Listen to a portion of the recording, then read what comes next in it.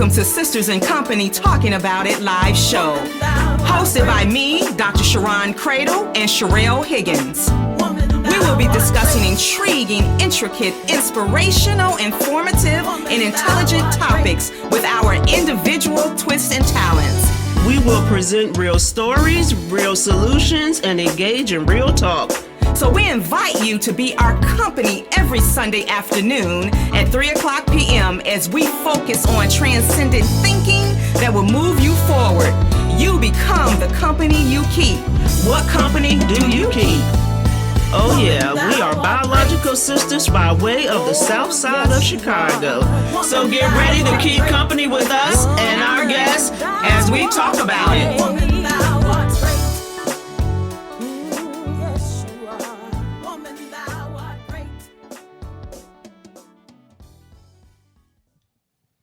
Well, hello, everyone. Welcome to Sisters in Company Talking About It live show. We are so glad to be here once again on this Sunday, and we pray that everybody had a wonderful and blessed Thanksgiving. We have just been all over the place. I know I have. I can't speak for anybody else. I just got off the road from New York. Went to 3 people's houses on Thanksgiving Day, which was such a blessing to celebrate with family and friends. So I'm just glad to be here in one piece. Yes, and I am Sherelle Higgins, and I am the favorite of this dynamic duo. I just went ahead and let her say it. Yeah, of course. I don't want to disappoint and not say it.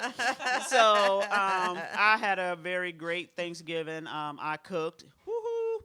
Glad that's over. Don't have to cook again till Christmas. And after that, I won't cook again till Thanksgiving next year. So I'm happy about that. My family's cool with it. I'm cool with it. It just kind of worked for us. For those who are traveling, yes. I ask that you have, I pray that you have patience and traveling mercies. You know, particularly here in this DMV area, we have a lot of rain going on, and you know that's always a showstopper for traffic. Up north, they're talking about inclement weather, real inclement weather, not the kind of stuff we have here. And so wherever you are, just, be safe, be patient, and get to where you're going safely. And I can tell you, I came from New York this morning, and it was smooth sailing until I got about 10 miles from that final toll off of the New Jersey Turnpike.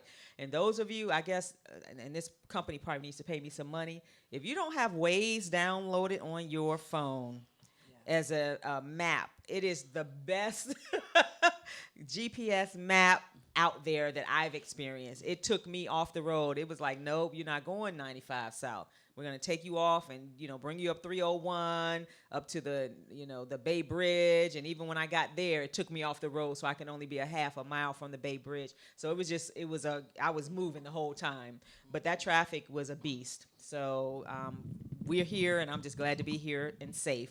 And we're going to introduce this beautiful woman to you in a minute. I'm excited about this particular topic. Me too. So I'm going to have some fun with it. The topic is growing up black, but she's going to focus on parents and children, right? And so you need to have an open mind when you're listening to this, because when she sent me her points, and that first point, I couldn't get away from the first point, because that is how I just think it's the truth, and I can't wait for you to share that point. But before we get started, let me just say this. Most of us, some of us who have ideas, these big ideas that we want to do something, we don't know who's going to support, who's not going to support, but we don't allow that to stop us from following our dreams. And when I had the vision, and God downloaded this vision to me 5 years ago, the Woman Thou Great Women Sharpening Women Conference, I was like, I'm just going for it, and we're going to just see how it comes out in the wash. And here we are 5 years later, and it is just so phenomenal. It's going to be on March the 28th, 2020, and I just cannot thank all of the people who have supported over the years and who continue to come back and bring other people with them. And that matters, in terms of having that level of support. And so people always ask me, well, what is it about? I said, well, it's about women's empowerment and encouraging women and talking about all aspects of women, but we do it in an authentic manner, right? It's not just to come and vent and leave your stuff there. It's about how are you going to walk out of there transformed to do something else and go back and help somebody else. And for the value, I've just just so glad I haven't had to go up on my ticket prices in the last few years. And I treat you the way I treat myself. And those of you that know me, that I spare nothing on me. And so that's how I treat you when you come. And so we opened the early bird tickets in October. The last date was yesterday to get your early bird ticket. And we sold so many early bird tickets that I opened it back up today to give more women an opportunity who want to attend to go ahead and get your tickets. So if you're still, you were traveling, just didn't have a chance to think about it, you have until next Sunday, December the 8th, to get your early bird ticket at the price of $99. And don't forget, yours truly is the MC. Exactly. And Yes. I keep it live, I keep it popping, and we have a great time. Yes, and look at Jan. Jan is online. That's my baby right there. She said, I was with you all 5 years ago. You go, girl. I'm so proud of you. And she's been there every year. Yeah, she has. She and her mom. And so they're actually on the panel because we're going to focus on mother and daughter relationships. And it's going to be so phenomenal. So I just wanted to just say that. It's just go on Eventbrite and get your tickets. And I'm going to say one thing, that for those who've been to the conference before, Jan's mom is Miss Bobby. Yeah. So that's all I need to say. She don't need no introduction. If you've been there Exactly. before, you already know You who already she is. know. And you already know how she bring it. And just so, bless her heart. Yes. Bless her heart. Miss Bobby is just something else. Just bless her. And she wants to be a part of this, to have a 70-plus-year-old woman who's been there from the beginning. Yes. And she, and she calls me up. She's like, look at here. That's a typo.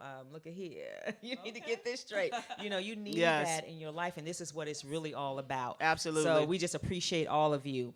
And so today's scripture is 1 Corinthians 2:9. And this happens to be our guest Carol's favorite scripture. And it reads, but as it is written, I have not seen, nor ear heard, neither have entered into the heart of man the things which God hath prepared for them that love him. And I think that really is an appropriate scripture for what we're going to be talking about, right? Yeah. Because, we think we're prepared when we have children, right? Yes. Absolutely. Until And your second child tests your gangster. Exactly. Then you realize you might not be as prepared. So what we're going to do is introduce Carol Muleta to our audience. Let's welcome Carol. Hey, Carol. I'm really happy to be here. Yes. Thank you so much for inviting me. Yes, and so when you all hear her, what she has to share with us, you can call in today. You have to call in to a different number because I'm not sure what's happening with our 833 number, but I posted the number 301-919-2900 on my social media feed if you want to call in. If not, place your comments in the social media feeds and we'll read them. Okay? Yes. And so, Carol, introduce yourself to our audience and why this topic. Why are you passionate about it? Okay. Again, for our listeners, my name is Carol Muleta, and I am the creator of the Parenting 411. I host a radio show entitled Parenting 411 on WLVS 1010 AM out of Baltimore. And so on the radio show, I take a look at a lot. Hold on. So where are you from? And, you know. you have children. Yes, because that part's going to be important when you're talking about parenting. Yes. Absolutely. Yes. Well, I am the mother of twin sons. My husband and I are very proud of our boys. Sons. They turned 20 in November. They both attend college. Good. And pretty much when I decided to stay home with them for a little while, this is pretty much when this third career was born. Okay. Because I was really fascinated by their growth and development, of course, with them being twins as well. And so when you asked about my favorite scripture, that was my favorite scripture because when my children were young, with twins, as can often happen with twins, there were some developmental delays. Okay. And so that is what I held on to as we worked to get the support and assistance that they needed. That I held on to that because I just had faith that I needed to look beyond what I was seeing then to what God had in store for them, and He has blessed them both mightily. And where did you say you were from? I grew up here in Washington, D.C. Okay. Where? Because Riggs Park. Riggs Park. And for those of us who are not familiar with Riggs Park, where's that located? What side of town? So that's upper northeast. So you've kind of got Upper northeast. That's Different than southeast. Well, I'm just trying to tell you though. So on one side you've kind of got Tacoma Park. Okay. And Yeah, then I've heard. up the Delphi, Maryland. Yes. So Okay. I lived right near Eastern Avenue. Yes. So, Okay. yeah. Wonderful. And you have siblings? I do. I do have an older brother and sister. I'm the youngest. Okay. And I'm probably the favorite too. That's just how it works. Gotta stake your claim. I think they love us all equally, but yes, We'll go with that for now. my brother's still here, lives in Maryland, and my sister lives down in Raleigh, North Carolina. Okay, wonderful. So why this topic, growing up Black? And let's talk about how we met, so. Sure. So we attended the conference. Yes. Master the Media. Master the Media with Summit. Dr. Avis Jones DeWeaver. That's right. And so there were just so many powerhouse women there Yes. that were doing amazing things. It was So we amazing. exchanged information and just over the course of that time, that was in May, we've been able to support each other. I'm Yes. looking forward to having you all on my show. I think we'll be on your show in January, In January 31st. January 31st. And so that's how we met. I really wanted to connect with you two. And then as far as why I wanted to look at growing up while Black, it's just because I've just been struck by what's been going on over the past maybe 10 years, where I just feel like our children increasingly are not being given the opportunity to be kids and figure things out. Right. And mistakes that they make that other kids of other cultures make, they can be more devastating for our children. We just don't have that leeway to do things. And and I certainly found that when I was talking to my children about what they could and could not do. Like, I remember giving a speech whenever they would go to the mall. Like, remember, didn't you go to the mall when you were younger? Yeah, we did. It was, but the things I had hated to tell it. them, I said, no loud laughing, Oh, wow. no running, things like that kids do. Right. Right. 11 and 12-year-olds do, but I'm like, well, no, you don't want to do that. And that kind of thing. So I said they're really having to grow up a little differently, certainly than we did, and also than their peers. And what's also different now is that they are going to school with other children of other nationalities. They are. And they're Yes. getting Backgrounds. along, especially when they're younger. They're getting along well. So it's like, well, what do you mean? I went to this person's birthday party. I've been to their house. So what do you mean when I go to the mall? Right. I can't run around. Like, if they're running around and playing a game, Right. I can't be a part of that. So it's really kind of confusing. And probably more so than if they didn't have this rainbow collection of friends. Right. So whereas when we were younger, we probably had more friends who looked like us. Oh, Right. yes, And absolutely. And the That's parents, all I had. And Yeah. the parents probably, and Yes. the parents had the same rules. Exactly. Right. And so, so you could kind of understand it. But now they're saying, well, wait, I have these other people, and I should And be I able really to do what like they can them, do. right? And I really like them, yes. And I should be able to do what they can do. And you just can't. And I remember reading a book that I really, really love, and I hope I get the title right. It's Getting with, Watching Over. I'll get back to it in a second, but it's a book about raising Black children. Okay. And this was when my children were really young, and it said something to the effect that little Black boys are cute, teen Black boys are scary. Like, it talked about how that interesting. when they're little and cute, and you see them in the store, and people. They talk about how cute they are and they play with them and all of that, but something kind of happens It's a shift. in middle school. I think it happens They're not- sooner. Well, perhaps. Yeah. And so But middle school is tough. Yeah. Middle school is extremely tough they for. start to, yes. that's when they start, people assume they're older than they really Are, are. yes. The child's like 11 and Yes. they're like, oh, this teen, this 14-year-old, this 15-year-old, and it's just an innocent little kid. So they really they're having a different experience. Yes. And a lot of times in middle school, they hit these growth spurts, right? Yes. And because sometimes we could be bigger than our counterparts, is very intimidating for some people. And so in the middle school years, the teachers are a little bit more afraid. Yes. Right? Yes. Yes. I was trying to find a better word, but afraid to do it. Yes. And Well- can I just put that Yes. that title of the book? It's Sticking to, Watching Over, and Getting With. Okay. Oh, wow. And it's a book for African American parents. Okay. And I And who wrote it? Do you know if it's a black author there or? were three. All black authors. Okay. And they're.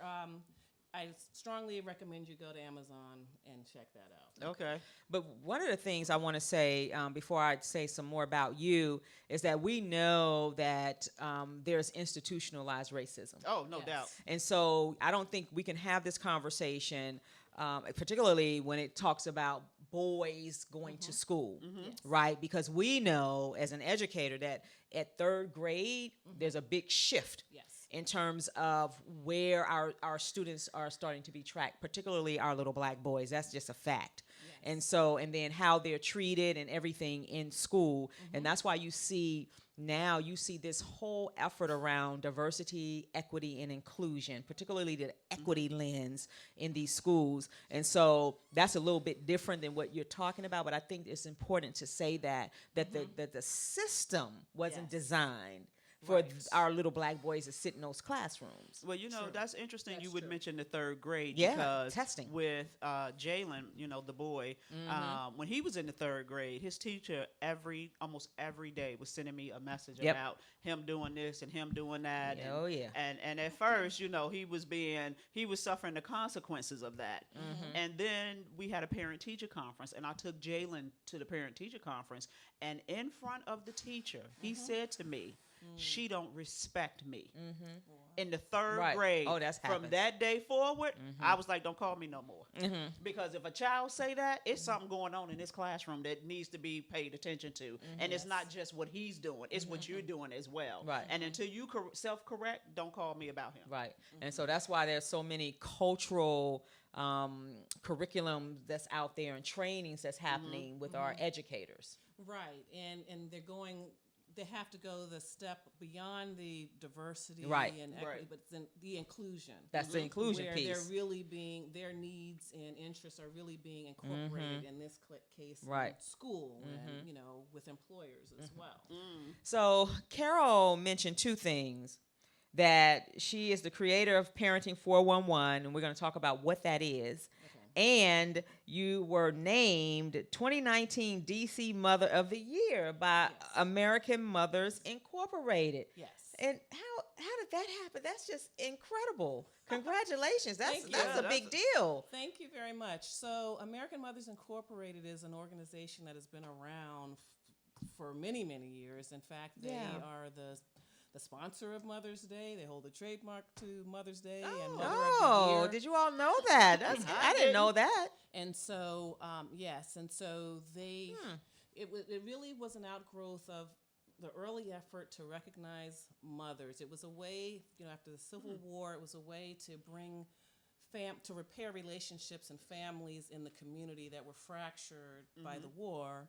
And so they figured if we make it a celebration of mothers, then that way we could get the men to come out. because they love Yeah, mom. right. Exactly. And so, so that had been going on. And then, this is Eleanor Roosevelt.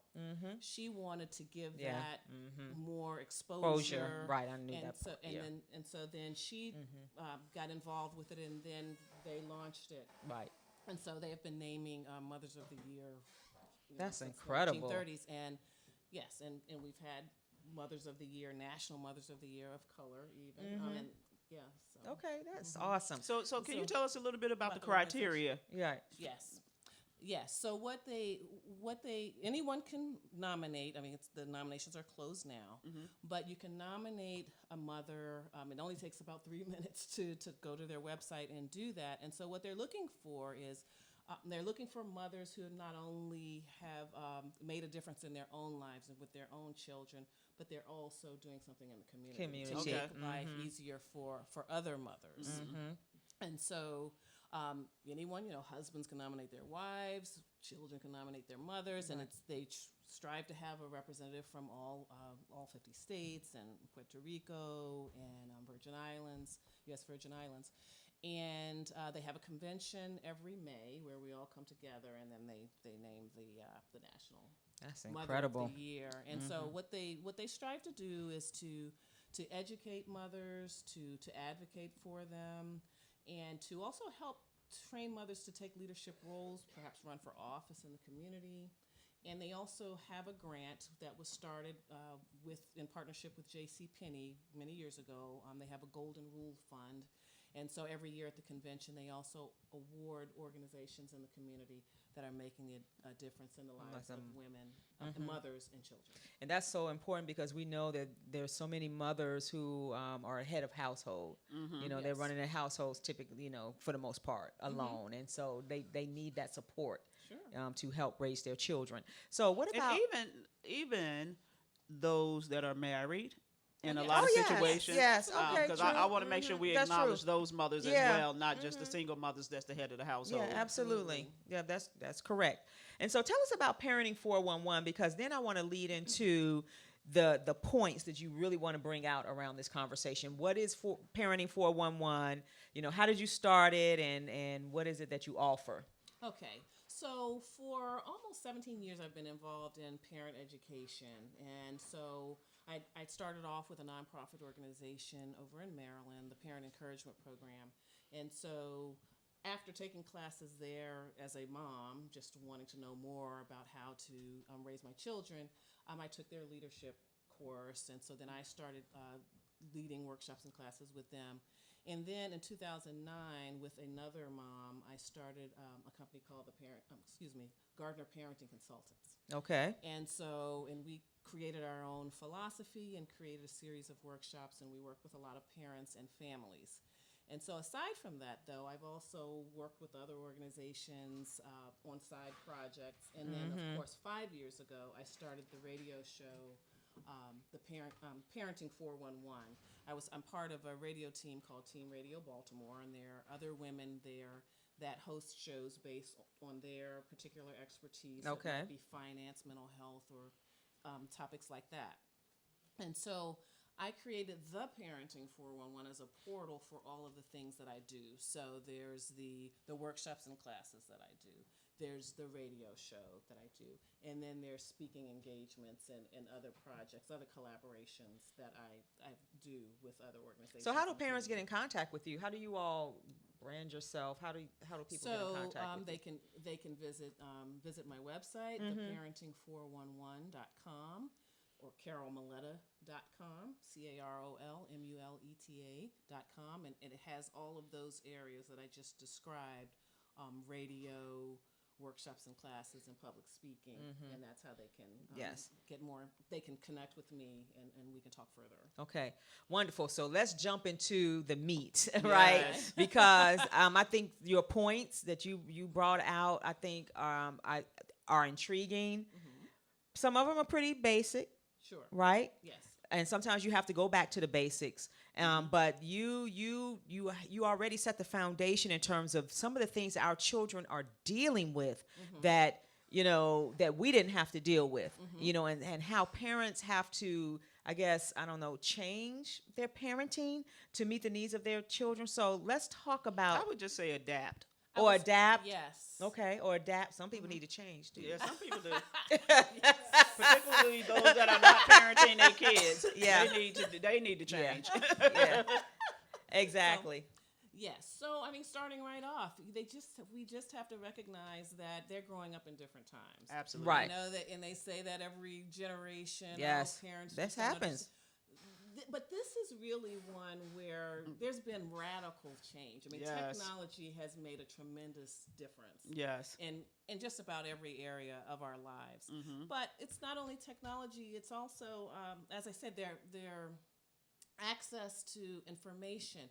they're growing up with more. I mean, look, I grew up here in Washington, D.C. All of my classmates, for the most part, well, I mean, probably 99.999%, they were African American. That's right. And in my That's right. neighborhood and things like that.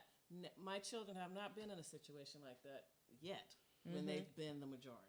Not only do our kids have access to the technology, they have access to more materialistic things. They have access to more materialistic things, and they can, and because of information and mass media, they know about more Right. that's out there. Right. And so, and they see more people doing things. They see more people of color doing things than, say, our parents. That's do. right. So it's Right. possible.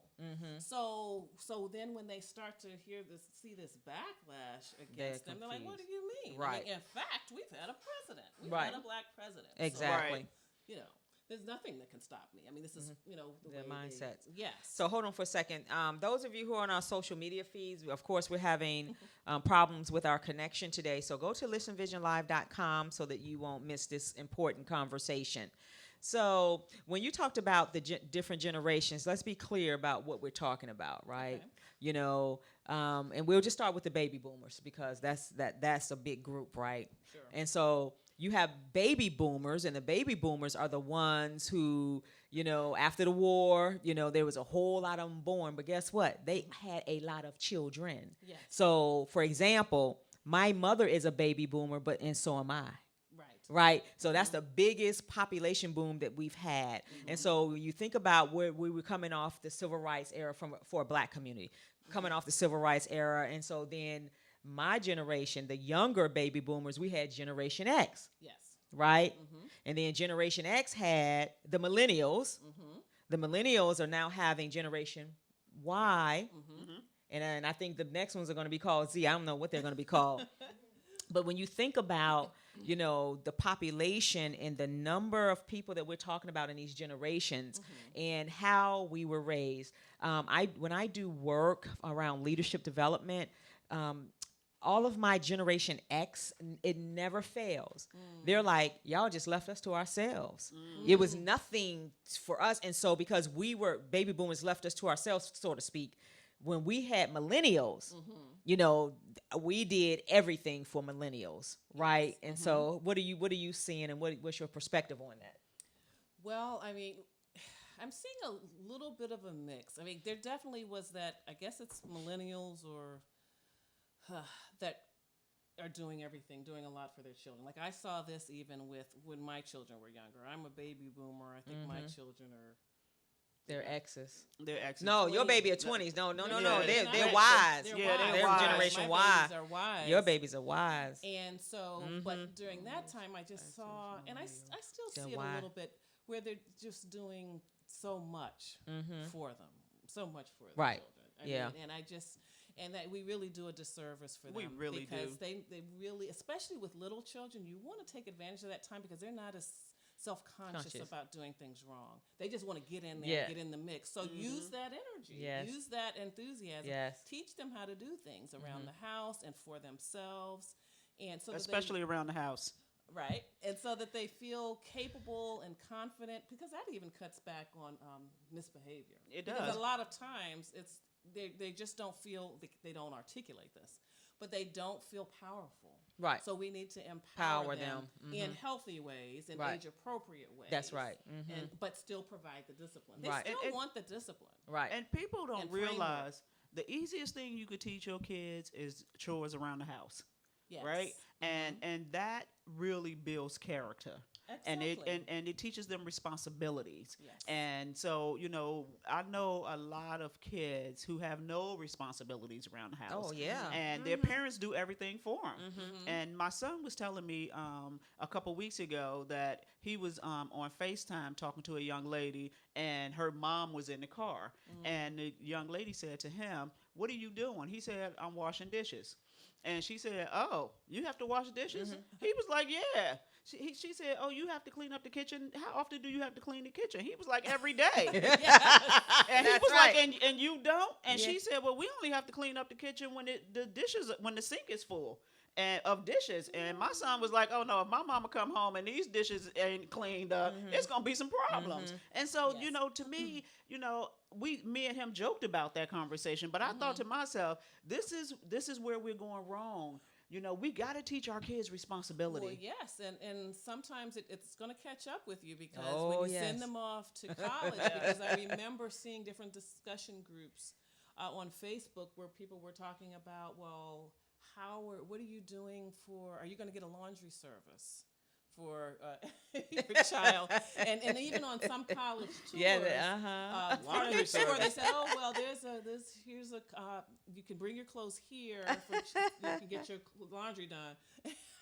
And I looked at my son. I was like, no, That's not happening. you Yeah. know you're not getting that. But the If reason my son is watching, it ain't even no but such thing. You are the laundry service. Right.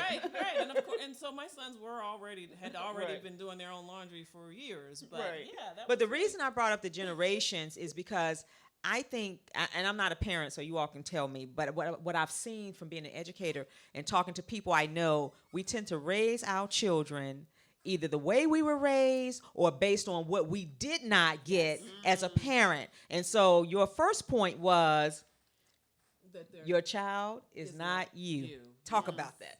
Yes.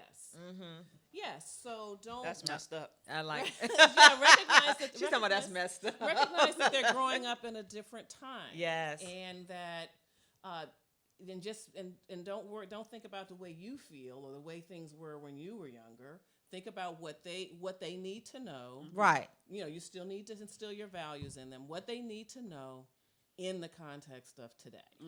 Right. So just. That's really what you need to do. But how do you get that message to people? Because I like to go underneath the iceberg. Sure, okay. All parents are not the same. Right. All their living situations, financial situations are not the same. So how do you get that message and help a parent who they just surviving from day to day, for whatever reason, they just surviving and they're trying to do the best that they can. And let me just tell you this, and people may scream at me, I don't think all parents do the best that they can. I just don't. either. Well, that's true. But the believe that ones either. that's trying and, and they're like, I only have this much energy. And I know that I have this child to raise, but I also got to feed this child, clothe this child. And I'm working 3 jobs. How do we get that message to them? How do you help them? One of the most important things is, and I know we've kind of moved away from this in our community, is you got to have a village. Yes. Right? And You that's have to what- have that's a on her village. list. That's on my Yeah, list. and if you don't have a village, like you can't like be like, okay, I need my village to help financially, but they can't say nothing to the child when they misbehaving. I need a village to help me drop this child off a soccer practice, but don't say nothing to my child if they are disrespectful to you. You got to have a village, and you got to embrace the village, and you can't be afraid to ask the village for help. Right, and that's number 3 on my list. We talked about, first of all, just recognizing that your child is not you. They're growing up at a different time. And then it's not only that they're growing up in a different time, they're different people. They Right. really are. They might They're not different. see things exactly the way you see them. And so you are the guide in their life. So there are certain values that you want to try to teach them, but meet them where they are, see things from their perspective, and then guide them to what they need to do to function successfully in society. And then the next thing was just listen up, which is just to hear them out. Hear them. Listen to what they're listening. That's to if what they're not saying. talking crazy. Because sometimes these kids be talking crazy. And Well- so I got to say it, Carol. I know you parenting 411, but I got to say it. Sometimes my kids be talking crazy and I don't want to hear it. Well- But if you're talking, you're making sense. And even though if it's something I don't necessarily understand or I don't see it from their perspective, I will listen. Well, this is what I'm saying. Okay. I didn't say. All right. I didn't say agree with everything. I don't they even want to say. hear it. Well, But still, but you can learn a lot about Yes. why Yes. they see it that way, and they can lay it all out. They may tell you Yes. that their friends' parents allow them to do this and that and the other. Yes. And you can be like, and I heard you, and that's interesting. But not over here.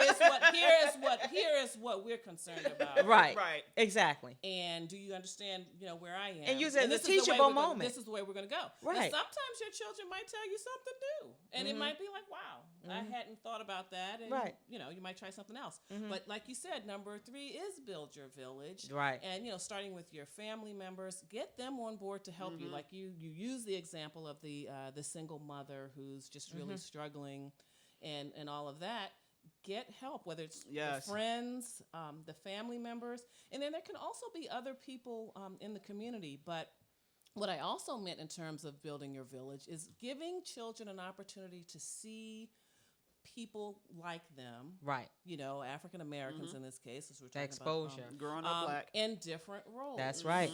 So if you can patronize stores where they're black people. You can. They can go to healthcare providers, to see the dentist and the doctors and all of that, and interacting with those people. Give some consideration to the educational environment you put them in. It may not be majority black, but you would want to have some representation. And these people can be your village. Then also your children might be involved in extracurricular activities and things like that. The coaches, you want to surround them with people that support your values. So let's just have some real talk, Carol. Okay. When these parents say to you, "You don't tell me how to raise my kid," and people say that all the time to either their parents, or you're trying to give them some advice, and people say there is no rule book for raising a kid, and I'm thinking, no, it isn't. But there are some common things, There's some that's proven, Yes. that's necessary Right. when you're raising children. How do you deal with that if someone has said that to you? Well, you mean in a class or something? It like doesn't that? matter whether you're in a class or you're talking to a friend because you see something. Oh, right, right. A You family can start member. with. Well, because You can I- start with. Well, how's that working for you? Well, Your that- way of I was doing getting ready to it. You can start with that. Yes, and I use that a lot, Dr. Phil. That's right. I use yes, and another is Yes. they teach you how to treat you. Right. That's So exactly that's right. often with children Absolutely. as well, because you can't have it both You ways. cannot. Like, you can't decide that we're going to be best buds, Right. and we're not going to have any disagreements. This is Right. my child. We're going to have fun. I And need all you of to be happy every moment of every day. There you go. Right. Everybody And get a then- trophy. And then when they're faced with a difficult situation, you expect them to know how to handle it. Well, you really have not been giving them opportunities Correct. to learn. So that, and I always say very often in classes, I'm like, if you and your child agree on everything. No. If you all agree on everything, see life the same way, you've got like maybe 25, 30 years on them, but you all see They things think the the same same. way. There lies the problem. Somebody's not acting their age. That's And it's you. It's not the child. It's you. Because you shouldn't like see that. things the same way, because then you have Right. that experience on Right. them, Right. right? Exactly. Right. And I So- know, but I just do not want to, walk away from this conversation, because we know that all parents don't come from situations where they were well parented. Right. They don't come from situations where they trust. You were talking about that village, because their village did something to them. And so now they have children, and they put them children in a box, and like, that will never happen to my Right, kid. exactly. And nobody helped them. And so it's just complicated. And then we send them Right. into the school system and expect the school system to fix them. Well, so really, then I really sit down with them and talk about what would you like to, what are your goals for your child, and then when the child is older as well, involve the child in that process. Like, this is something annual that I used to do with my children, Right. to go through their goals, and then I separately, because they were young, I had some goals, some things, some experiences, Right. some habits I needed them to work on, or whatever.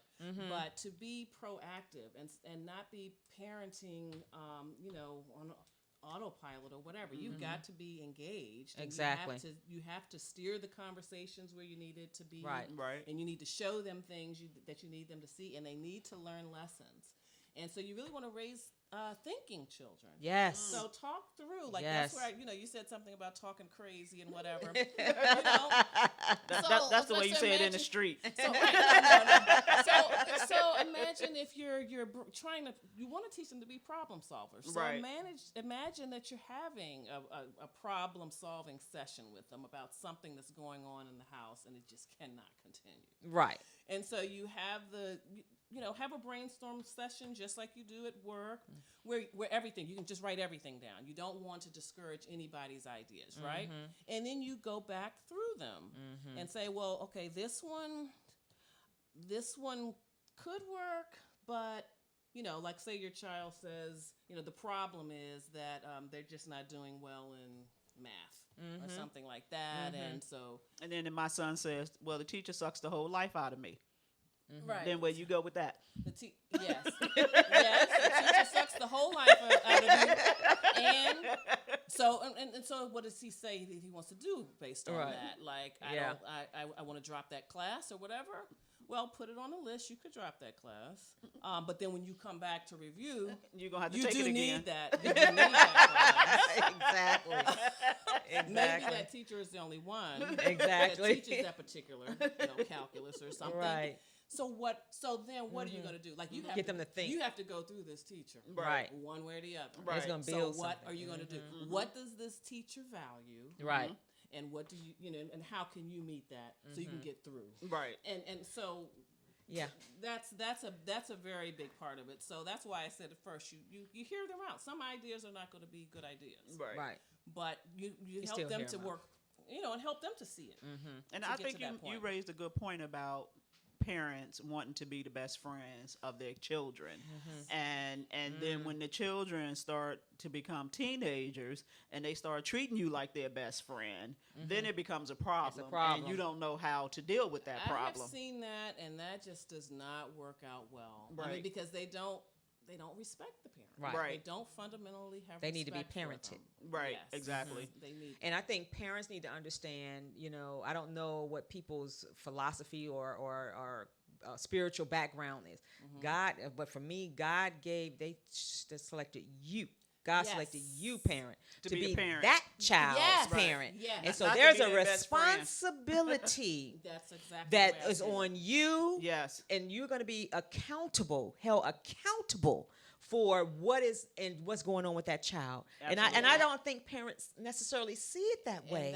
And that's it's a ministry, and that's Exactly what I it came to see is. when my children were really young, Yes. and I was taking different parenting classes, and I was just starting to feel like, wow, I bet this is how God looks down on me, saying, why does she keep doing that? Right. And to have some And I grace, told her, right? right. And then just as I'm saying the same thing, why they know I want this family room cleaned up or whatever it is, or their room cleaned up. Why does he keep doing that? And so, then that's when I realized, wow, this is a journey. This is very similar to my relationship with God and me parenting these children. That's right. It's my ministry. And they're human beings. Yes. And so the thing, one of your points, I told you number one was powerful, but my conference, the theme is greatness is in your DNA. And one of your points is teach your kids their history. Yes. Because so many of us have no idea about who we come from. And I just think about some people that are close in my life that their parent, one or the other, tell them they don't need to know who their biological parent is and who their family members are. And it just blows my mind, because if you don't know that, how do you know the greatness that you come from? How do you share that information with your kids? No, that is very important. So definitely, we just came back from Thanksgiving. That's right. Gatherings like that. Yes. It's important to talk about things, play games. You can't whatever. tell the secrets. There's so many secrets. You can't tell the secrets. Well, That's what some people you think. can. I think you should tell I think you should tell the secrets. You But need to a tell lot of the people journey. hold on to You need them. to tell the journey It's about a journey. the great-grandparents and how they started their business, or how they bought land for their farm and did these kinds of things. They need to know that, because, as you said, so they know the greatness that they come from, they know the greatness that is in them, they know the greatness that they're going to be able to perform. Yeah, and in the their- struggles in that their they've own lives. overcome. And then the struggles they've overcome. Exactly. And then also to when society tries to tell them that they're not worth anything, or that they're not going to accomplish things, or the counselor at high school tells them you shouldn't shoot for that particular college because you can't make it. Right. They have something to draw on. Exactly. Like, yes, I can. Exactly. So that's Yes. No, go ahead. No, so yeah, so that was really my point. And just to also know that they're a part of something. Right. They're a part of Exactly. something, and that people love them or are looking at them, and they can feel accountable. Exactly. Like, to uphold the honor of the family. So, mind how they're conducting themselves out here in these streets. Exactly. That kind of thing. And we all, for those of us that are parents, if you think parenting, if anybody think parenting is easy, it is not. And we all have our struggles, and we all make bad decisions. Yes. And I tell my kids, if you're gonna hold one of my bad decisions against me the rest of my life, then that's your problem, not mine. Because when you become a parent, you're gonna make some bad decisions as well, but not till you're 35, because you can't have kids before then. But as a parent, we have to pick our battles, right, Yes, with our yes. children. And as we started this conversation out, they are not us. Right. And we have to pick, what's really important, because a lot of parents get wrapped up in stuff with their kids that doesn't even really matter in the scheme of things. Right. Like, for example, how clean they keep their room. Like, how important is that really? Like, if it's no bugs in the house and they just got clothes There's on no the floor, stale food in there. right? And no stale food. Like, why is that even an issue for you? You don't even have to sleep in that nasty room, because I don't, right? So we just got to be more mindful about picking our battles and understanding that kids are going to be kids. Kids are going to make bad decisions, and as you said, as long as they age appropriate bad decisions, Right. those things are going to happen. And yes, as a parent, you are sometimes going to overreact, and your Yes. emotions are going to take over, but you can't beat yourself up over it, right? Right. You just got to keep moving, and you just got to, your kids have to come to a point, particularly as they age, understand that yes, mommy and daddy might be tripping right now, but no Right. matter what, they got my back. Yes. Yes. That's And really I want to put a plug in, and I want to say something. I believe there's a show after hours called Ancestry Adventures, Genealogy Adventures, and I'm so intrigued by that topic, and just talking to the host, when they did their show about some information that they found out about their family, and if we cannot, how do you become a whole person? If you don't know, right? You may not know, who your great and great, but we can do the homework, right? And find out a little bit more about them, because I always tell people that I know my people came from the side of Africa where they were turning them ships around, right? Because of my risk taking and my boldness, it's in me. It's in my, DNA. Sure. And so when I think about kids, though, I want to make sure that we leave with some points, because if one more person say to me, there's no rule book for parenting, okay, but let's talk about some core things that we know that all human beings need to develop and grow into, healthy adults. Okay. Well, yes. When I talk with parents, I talk about 5 C's. I focus on Yes, 5 C's. 5 So C's. there's connection. Yes. First of all. Yes. Connection. Yes, and we're social beings as humans. We all need connection. So definitely take that time to connect with your child and communicate with your child from birth.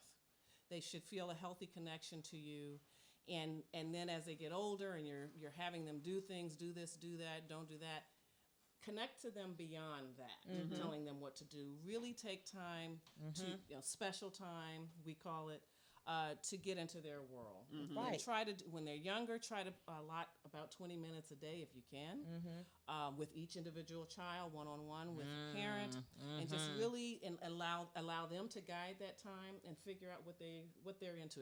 You might just be coloring and talking to them. Yes. A lot of things will come out Yes. that don't come out during carpool. Right. And so then the next thing is really clear communication. Yes.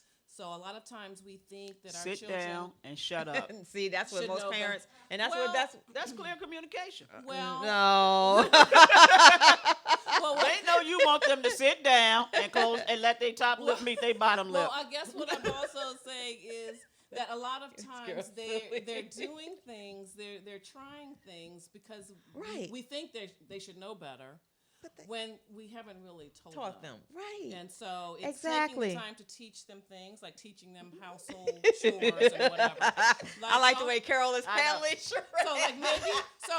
So like maybe like with doing the dishes, say if your child doesn't do a good job on cleaning the dishes or cleaning the kitchen or something like that, instead of jumping all over them. I can't believe this. You should know better. A couple nights a week, let's walk through. Yes. This is really how you wash the pots and pans and really get the stuff off, or whatever, or show them what cleaning the kitchen amounts to. Like, it's not just washing the dishes, it's wiping off the table, it's sweeping under, all of that. So teach them. So when I said to my son the other day, don't let me pull another dish out this cabinet and it's not clean, that's not good. Well, you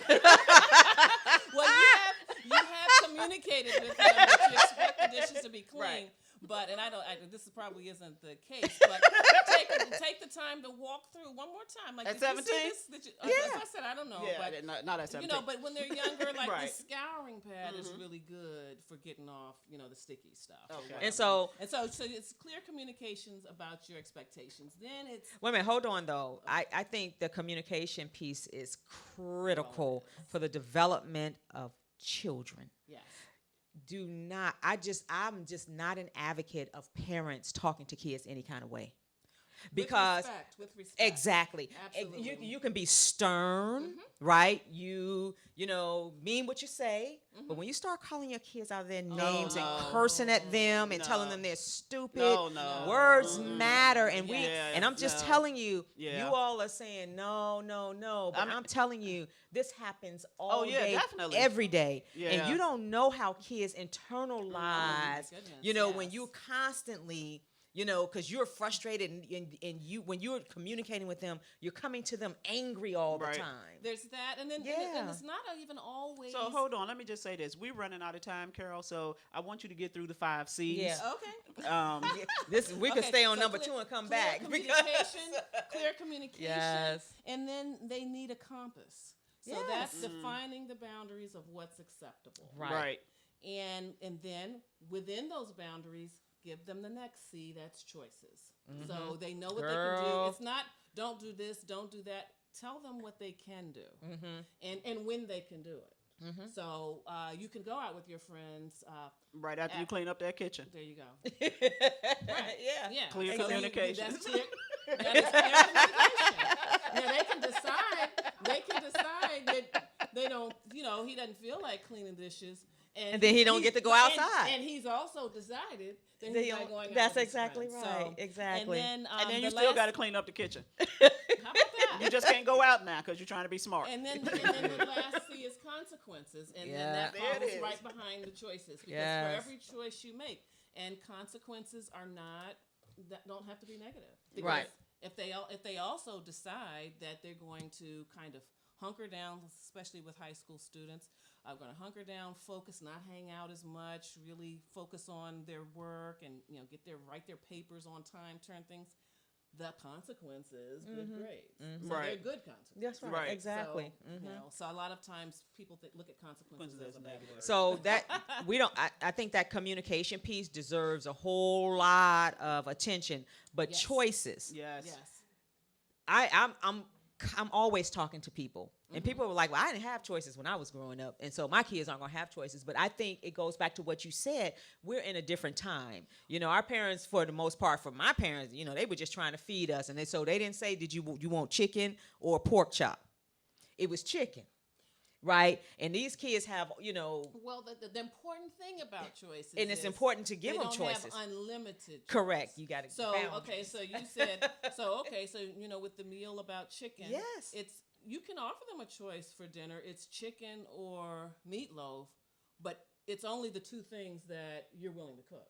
Or Right. the only two things that you have in the house. Yes. You just can't, it's not everything. But it's great to have. But that's not what they do, though. Parents say, "What do you want for dinner?" And then, so they'll go get this one, and so I think giving kids choices with limits is important because it helps them to think. Exactly. You Right. want them to learn how to make these decisions If you're when they're able- younger. Yes, exactly. Yeah, so that they'll know how to think when they're older and Yes. not around you too. So So I thinking like the children. chicken and the meatloaf conversation because once you decide whether you want chicken or meatloaf, now you can fix it. Right. Right. And that's what she so was that saying, you can yeah. learn how to feed yourself Learn and how to not be cook. expecting mommy to make sure that you eat. As you get older, yeah. There's that. I mean, it's absolutely choices. It's limited choice. It's Right. It's not unlimited choice. 1 minute. So. Okay, we have 1 minute left. Yeah, you know, I just saw his finger go up. you know, I love a conversation about parenting, right? Because I know Yes. I'm doing some stuff wrong, and sometimes I don't even care, right? And I'm just gonna put my stuff out there, right? Y'all can sit back and act like y'all doing it all right if you want to. You know, I'm gonna bring it to you real, and Yes, it's gonna we be all- what it is. And I don't so- think there is any perfect. Yeah, I just I think don't there's think the it's no perfect ingredients. either. Yeah. I don't tell my kids to shut up, but I do say stop talking. Right. Right, Yes. I do say stop Yeah, 'cause talking, and sometimes- when I Yes. say stop talking, I mean stop talking, and I mean right now. ain't no choices. Ain't no. I'm gonna tell you stop talking right now, but you can say something for the next 5 minutes. That don't work at my house. Yeah. When I say stop No, say talking, I what you mean, mean. yeah, Right, and they exactly. know That's I clear mean what I say. communication. Yes. Yeah, Exactly. that's clear communication. I like the clear communication. I think I Yes. do that part well.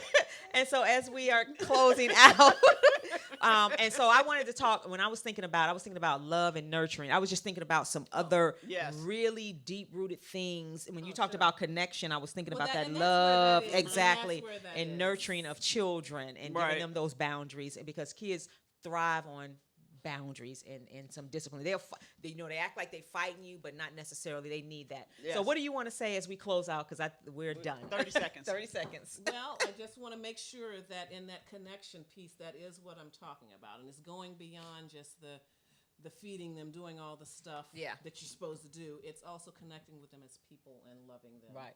And from there, that foundation is where you can teach them. Right. So it's connection, it's clear communication, compass, boundaries, choices, and consequences. And There you go. And thank you all for Thank you tuning all in. so I had a much. great I time with know this topic. we have to have you know, Carol this get back. me going. Yes, yes, definitely. yes. Yeah, Thank you so all. so we can flush out some more clear communications to these kids. Thank you all. Have a great Thank you Sunday. all.